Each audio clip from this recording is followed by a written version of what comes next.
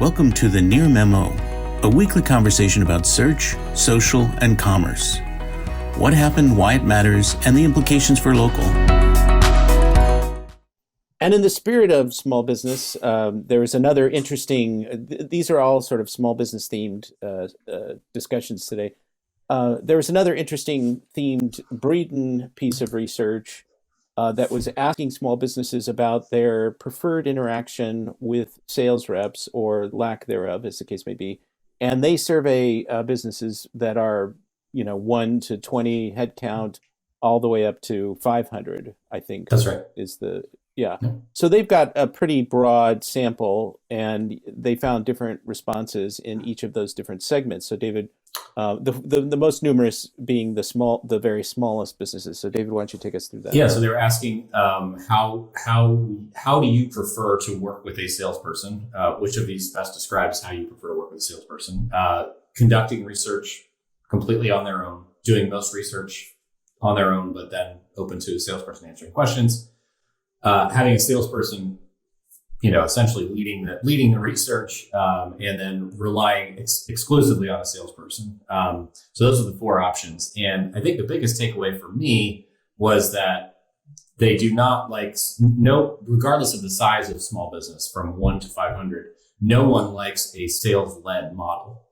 The largest percentage of sales-led selling that businesses wanted was larger small businesses, so 100 to 500 at 30%. So 70% plus of small businesses prefer to do at least most of the research themselves when they're buying a software solution. So that just speaks to that actually the 70% number squares with a number of similar reports that have come out for B2B selling more broadly, that increasingly something like 70% of all businesses, small, medium enterprise, prefer to do things in an e-commerce type manner, as opposed to having a salesperson sort of get in the middle of the transaction. So I think it sort of reflects a broader shift in the overall B2B landscape, and then it's most acute the smaller the business. So the smaller the business, the more they prefer to do their own research, either exclusively or primarily. So it speaks to the changing paradigm. We hear the term product-led growth all the time. It's something that we obviously aspired to in my former role at ThriveHive under Perry Evans. We found it worked really, really well, where you could go essentially all the way through the process on a self-serve basis. We had a very small sales staff that was primarily geared at more of a consultative sale. So you'd come in our case at ThriveHive, you would come in, authenticate your Google My Business profile, now Google Business Profile. We would do an analysis, and the salesperson would then give you a call or send you an email or both to try to help you understand the report and get into a few more details around our recommendations as a path to, selling you on a longer term engagement. So to me, I think, you guys all know, and hopefully our listeners do as well. I think Perry Evans is one of the, premier thinkers in this small business SaaS world.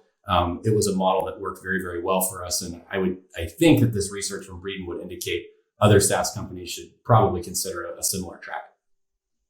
And we'd like to thank our second sponsor, Perry Evans.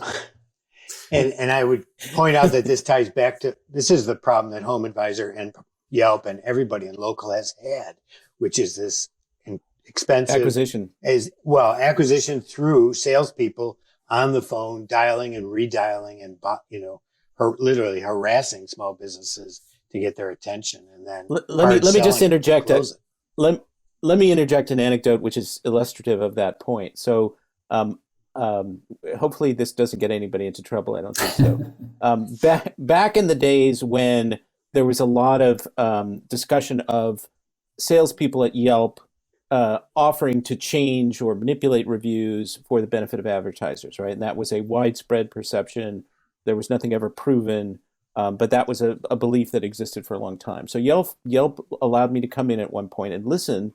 What prompted it is that I had a plumber come into my own house, and I said, blah, blah, blah, Yelp, we were talking about how I found him. And he gave me a version of the story where somebody allegedly said this to him, that they would do some stuff to his reviews if he if he became an advertiser. So I communicated this to Yelp, and they said, come in and listen to the calls for this guy, right? This particular plumber. So I listened to one-sided calls because they weren't recording. They were only recording their salespeople in compliance with California law. So I listened to one-sided versions of these calls. And in fact, there was no offer to manipulate reviews to this guy, but yet he perceived that. But the reason I'm bringing up this very long-winded story is because there were probably 30 or 40 calls and they couldn't get an appointment to talk about ads. I mean, it was like they went through there was one sales rep and then it transitioned to a different sales rep. They went on and on and on. And this guy was just not having it, So it's like, back to you, Mike. I mean, this is an anecdotal version of the wasteful, inefficient, use of salespeople to try and acquire small business customers that aren't ready to be sold on something. Right. And where should that budget go? I think Breeden argues it should certainly go to content to, help businesses understand more about what you're offering. I would argue it should also go to product and engineering to try to build sort of lightweight freemium type extensions of your paid offering to try to bring people into your product with a teaser that will hopefully increase their adoption of it. The other thing I think this highlights, and Breeden was right to point this out, you really want if anything, the alignment between sales and marketing is even more important when you're selling to small businesses as to enterprise, because you really need to be telling the same story with your marketing content for the 30% of businesses who are doing before they talk to a salesperson, the 70% is doing their own research. You really want that research experience to have resonance when you finally do get a sales call, if you get a sales call after 40 tries. So I think that there's a number of really interesting takeaways from the survey. None of them particularly painting sales in a favorable light when it comes to SMBs. There's another survey.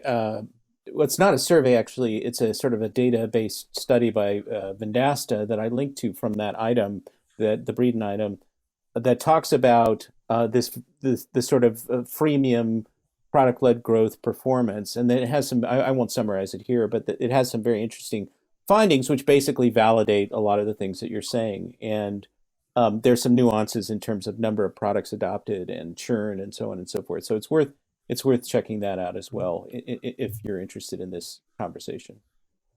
So just a note, I've created a new holiday for Sunday. It's called the verbal equinox. It's where everybody gets equal time in your life to express their opinion. That's just a complete non sequitur. What's the source of that? Just in closing, the vernal equinox is coming up. I rode my bike. It's a beautiful day here. It's a beautiful spring. And we should all go out and enjoy it. Particularly now, so you're talking now about that we may be approaching permanent daylight savings time. So the sun is out here in Portland now until almost 7:30 these days. And I agree with Mike. Hopefully it's similarly nice where you are and you can get out and enjoy a little bit of outdoor time. And I'll be participating in various pagan rituals this weekend to celebrate the vernal equinox. So, all right. Thanks for listening, everybody, and stay tuned for a new survey that we're going to push out shortly about some new product ideas we have, and we want your feedback on those. Thanks for joining David, Mike, and Greg. To stay on top of the latest developments in local, subscribe to our newsletter at nearmedia.co. We'll see you next week.